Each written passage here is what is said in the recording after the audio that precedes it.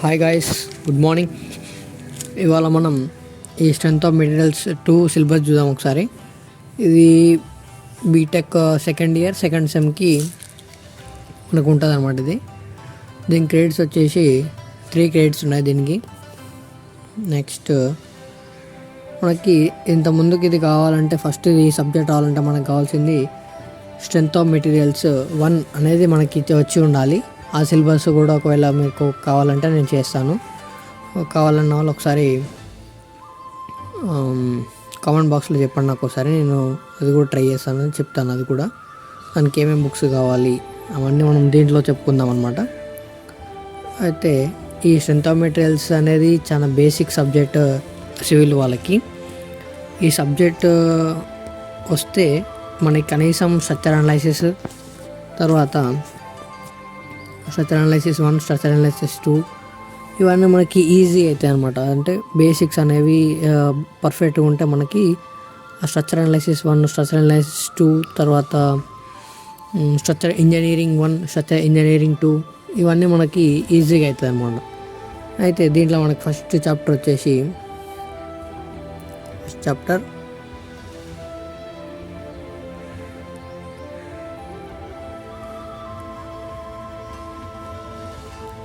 వచ్చేసి మనకి ఏమున్నాయి, టార్జన్ ఆఫ్ సర్క్యులర్ షాఫ్ట్.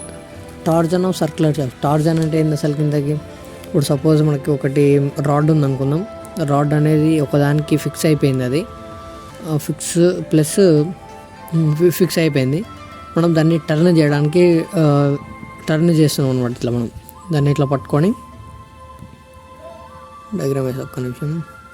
ఇది షాఫ్ట్, ఇక్కడ ఫిక్స్ అయిపోయింది ఇది. అయితే దీన్ని ఇట్లా రొటేట్ చేయాలన్నమాట. నేను ఇలా ఫింగర్స్తో ఇట్లా పట్టుకొని దీన్ని రొటేట్ చేస్తున్నా. రొటేట్ చేసినప్పుడు అది రొటేట్ అవుతుందా? మ్యాక్సిమం ఎంతవరకు రొటేట్ అవుతుందో అంతవరకు రొటేట్ అవుతుంది, దానికన్నా ఎక్కువ రొటేట్ కాదు. అట్లా ఉంటాయి అన్నమాట మనకి. Next theory of pure Tarzan.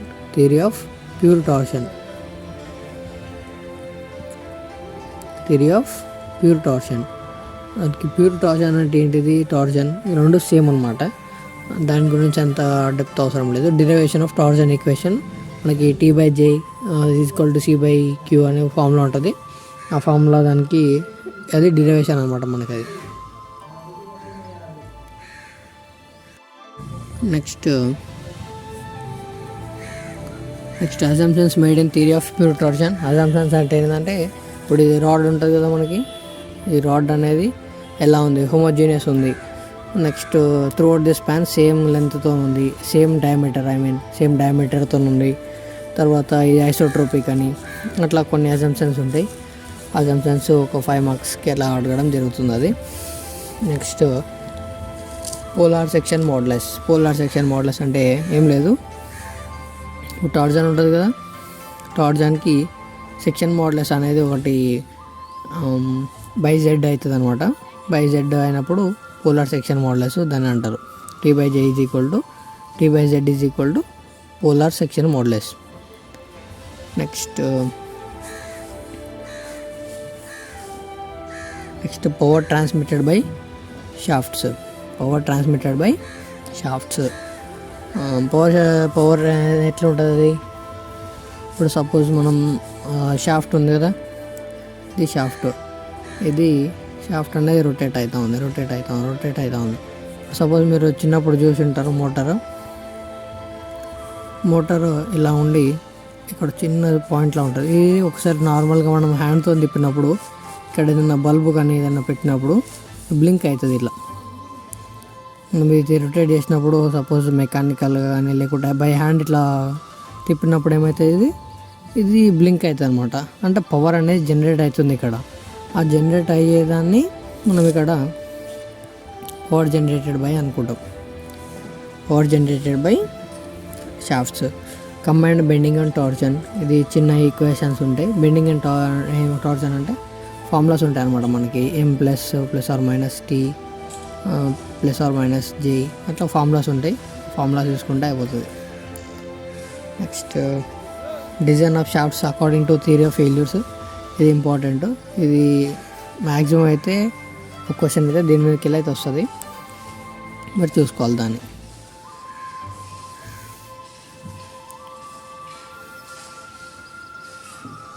Next springs. ఈ చాప్టర్ చాలా ఇంపార్టెంట్, స్ప్రింగ్స్ చాప్టర్. దీనికి ఈ చాప్టర్కి ఆర్కే బన్సాల్ బుక్ వాడండి. ఆర్కే బన్సాల్ అది మీకు పీడిఎఫ్ లాగా నేను డ్రైవ్ లింక్ ఇస్తాను కింద, డౌన్లోడ్ చేసుకోవచ్చు. అది డైరెక్ట్ ఆర్కే బన్సాల్ బుక్ అనమాట. ఇది చాలా మంచి బుక్, అంటే మనకి అర్థమయ్యే విధంగా ఉంటుంది అనమాట ప్రతి ఒక్క కాన్సెప్ట్ దీంట్లో. నెక్స్ట్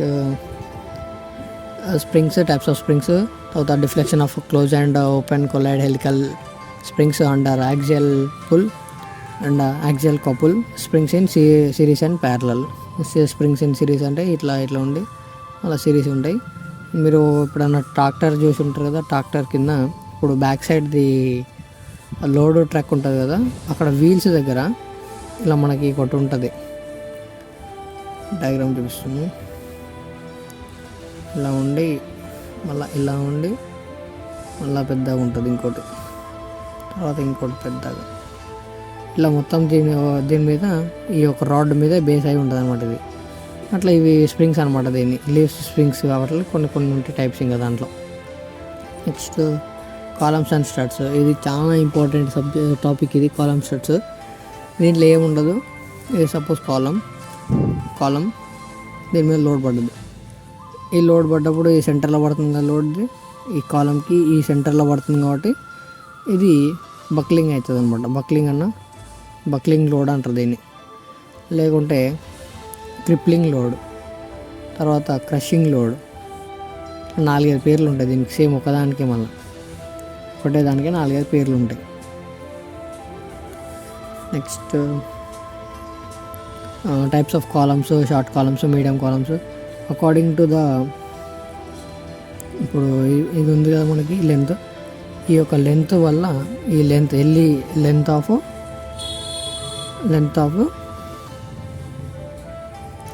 ఆఫ్ కాలం బట్టి అది షార్ట్ కాలమా లాంగ్ కాలమా అనేది చెప్తారనమాట. తర్వాత axially loaded compression members, the columns are called also compression members. Axially load అంటే యాక్సిస్ మీద లోడ్ అవుతున్నాయి. తర్వాత crushing load, Euler's theorem for consumptions, derivations of for critical Euler's, ఈ డెరివేషన్ ఆఫ్ ఫార్ములాస్ ఇవన్నీ. అది మనకి P²L/4II అట్లా ఫార్ములాస్ ఉంటాయి, ఆ ఫార్ములాస్ ఇవన్నీ మనకి. నెక్స్ట్ ఈక్వివాలెంట్ లెంత్ అంటే ఎల్ఈతోనే మనకి డిఫరెన్స్ ఉంటుంది అనమాట. ఇప్పుడు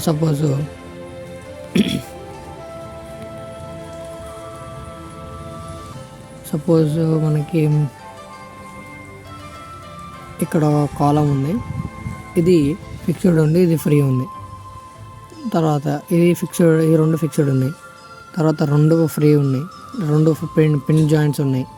అట్లా ఈ ఎల్ అనేది ఎఫెక్టివ్ లెంత్గా మారిపోతుంది. అంటే అది ఒక లెంత్ విత్ రేషియో 2L కానీ L/2 కానీ అట్లా ఒక్కొక్క టైప్ వస్తుంది అనమాట మనకి. అది మనం తర్వాత సెషన్స్లో డిస్కస్ చేద్దాం దాని గురించి వెళ్ళినప్పుడు, ఓకేనా. And next slender and ratio. తర్వాత స్లెండర్ రేషియో అంటే ఏం లేదు, ఇప్పుడు ఎఫెక్టివ్ లెంత్ ఉంటుంది కదా, దానికి రేడియస్ ఆఫ్ గైరేషన్ బై చేస్తే అది మనకి ఎఫెక్టివ్ లెంత్ అంటారు దాన్ని. స్లెండర్ రేషియో అంటారు. Euler's critical stress, limitations of Euler theory, long column subjected to eccentric loading. ఇది మనకి ఇంపార్టెంట్. ఎసెంట్రిక్ లోడింగ్ అనేది చాలా ఇంపార్టెంట్.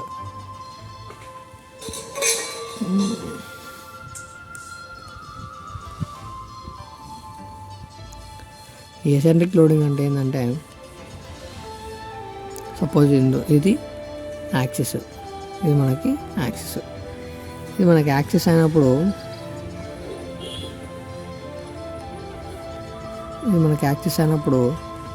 ఈ లోడ్ అనేది ఇక్కడ పడుతుంది. అంటే ఈ యాక్సిస్ నుంచి ఈ యొక్క లోడ్ ప్లేస్కి ఎసెంట్రిసిటీ అంటారు దీన్ని. అంటే సపోజ్ ఒక ప్లేస్లో, ఇప్పుడు సపోజ్ ఇది టాప్ వ్యూ అనుకుందాం, ఇది సెంటర్ అంటే లోడ్ అనేది ఇక్కడ పడవచ్చు.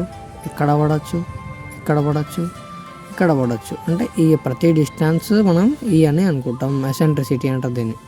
ఏమంటారు? ఎసెంట్రిసిటీ.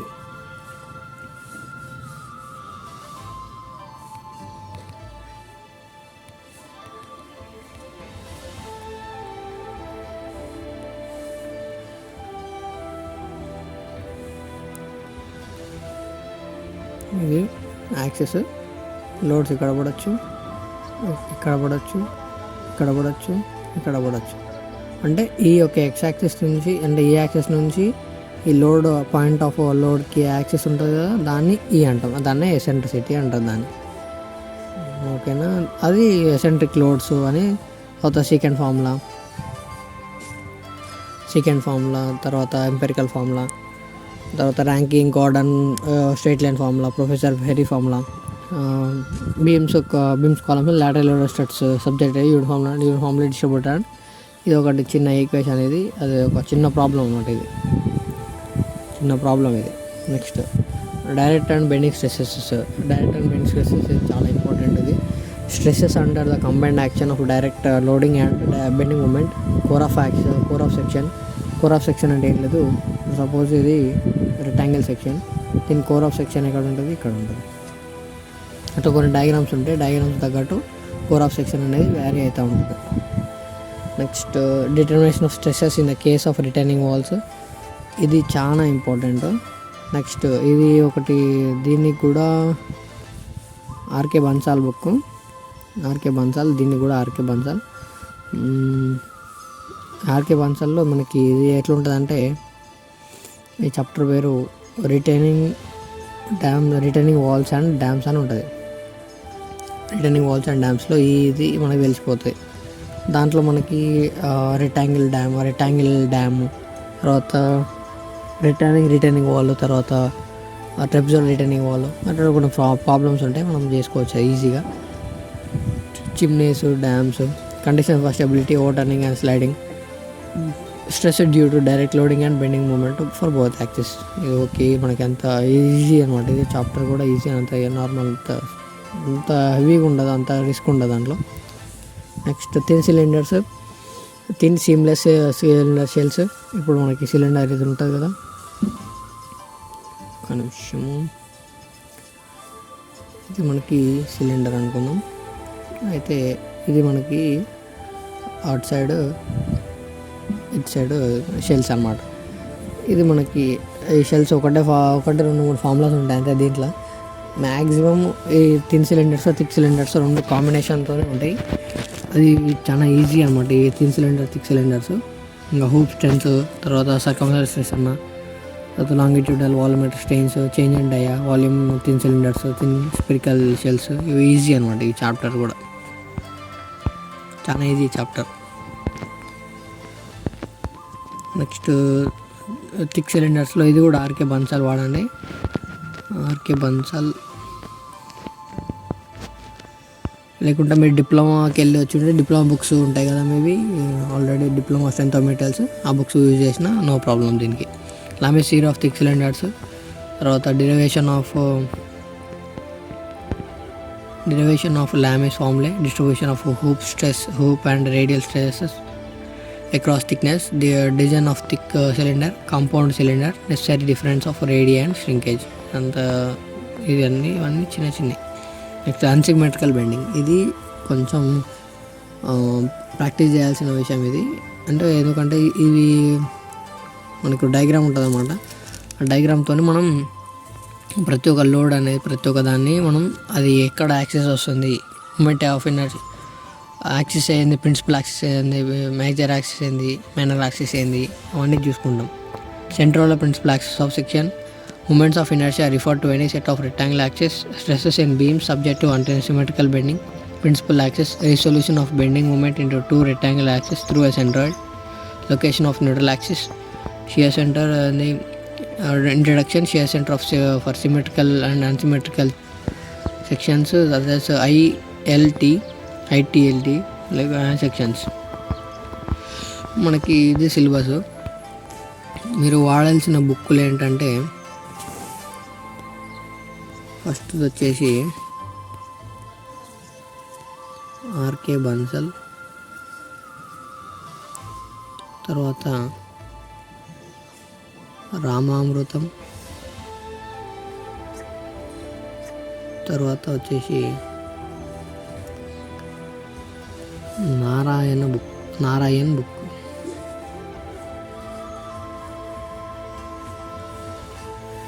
ఈ మూడు మీరు ఫాలో అయితే మీకు ఈ స్ట్రెంత్ ఆఫ్ మెటీరియల్స్ 1, 2 మీకు అసలుకి ఏమి ఇంత కూడా మీకు మార్క్స్ చేంజ్ కావు. తర్వాత గ్రిప్ కూడా చాలా మంచిగా వస్తుంది. మీరు ఏదైనా ఒక బుక్ ఫాలో అవ్వండి. కొన్ని అంటే ఈ ఈ టాపిక్ ఉంది కదా, ఈ టాపిక్కి ఒక బుక్ ఫాలో అవ్వండి, ఈ టాపిక్ ఒక బుక్ ఫాలో అవ్వండి. మళ్ళీ ఇదే టాపిక్కి ఇంకో బుక్, థర్డ్ బుక్ కూడా దీంట్లోనే చూస్తా అంటే ఈ టైం వేస్ట్ అనమాట. ఇంకా మీరు చేసేది టైం వేస్ట్. ఇంకా మీరు ఫాలో అవ్వాల్సింది ఒకటే బుక్, ఒకటే. ఇప్పుడు సపోజ్ ఆర్కే బన్సాలో ఇది ఉంది, ఇది ఆర్కే బన్సాలో చదువుకోండి. తర్వాత ఇది కూడా ఆర్కే బన్సాలో ఉంది, ఇది కూడా ఆర్కే బన్సాలో చదువుకోండి. ఇది కూడా ఆర్కే ఉంది, ఆర్కే. ఇది నారాయణ బుక్లో చదవండి, ఈజీగా ఉంటుంది. తర్వాత ఇది ఏ బుక్లో లేదు, ఇది మనం బయట సెర్చ్ చేసుకోవాలి దీన్ని. ఒక్కొక్క టాపిక్. ఓకేనా? And thank you guys. Please do subscribe to my channel. Click on the bell icon. And hit like. And దీంతో మనం ఈ సిలబస్ కంప్లీట్ చేసాం. నెక్స్ట్ చూద్దాం. నెక్స్ట్ ఓకేనా? Until then have a nice day. Thank you.